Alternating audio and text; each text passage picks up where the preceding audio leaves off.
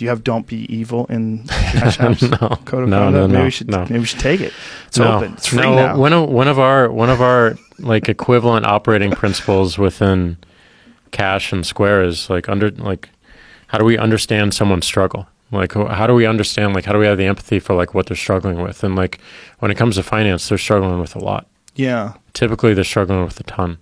What was the thought process with, I mean, one of the things that's kind of cool about the Cash App is that you can buy and sell Bitcoin with it. Yeah. Are you guys going to consider other forms of cryptocurrency as well? Not right now.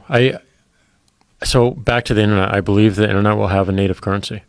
Really? It'll have a native currency. And I don't know if it's Bitcoin. I think it will, because just given all the tests it's been through and the principles behind it, how it was created, and it was something that was born on the internet, that was developed on the internet, that was tested on the internet. It is of the internet. And the reason we enabled the purchasing of Bitcoin within the Cash App is, one, we want to learn about the technology, and we want to put ourselves out there and take some risk. We're the first publicly traded company to actually offer it as a service. We're the first publicly traded company to talk to the SEC about Bitcoin and what that means. And it made us uncomfortable. We had to really understand what was going on, and that was critical and important. And then the second thing is that we would love to see something become a global currency. It enables more access. It allows us to serve more people. It allows us to move much faster around the world.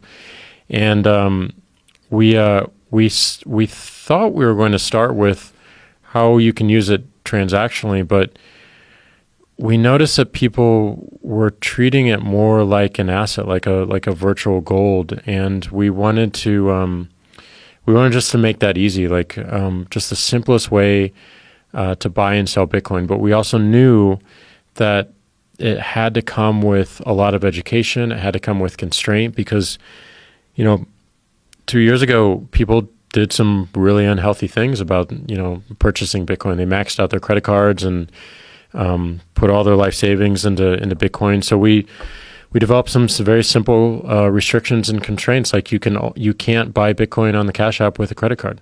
It has to be the money you actually have in it. And we look for day trading, which we discourage and shut down. Like that's not what we were trying to build. That's not what we were trying to optimize for. We made a children's book explaining what Bitcoin is and where it came from and how people use it and where it might be going. So we really tried to take on the role of education and to have some very simple, healthy constraints that allowed people to consider what their actions are in the space. Now, when you have something like the Cash App, which is it's very much a disruptive technology in terms of decentralization of banks and currency, and to have it where everything is going right at, you're direct depositing a paycheck right in the app if you so choose, and then you could also buy Bitcoin, which is another disruptive technology. I mean, this is another step towards this sort of new way of doing things. Yeah. And is there pushback from any companies, or is there? Oh yeah. I mean, you just look at some of the major banks and their consideration around Bitcoin. They all love blockchain because of the efficiencies it can create for their business and potentially new business lines. But I think there is explain blockchain for people who don't know what we're talking about. Blockchain is a distributed ledger, and what that means is that it's basically a distributed database where the source of truth can be verified at any point around the network, and you can see this annotation around how content or how around money traveled. So you don't have to go to an institution to get the records. There's no centralized check. There's no centralized control over it. And I think that is threatening. It's certainly threatening to certain services behind banks and financial institutions. It's threatening to some governments as well. So I just look at this and how do we embrace this technology, not react to it in more from a threat standpoint, but what does it enable us to do, and where does our value shift?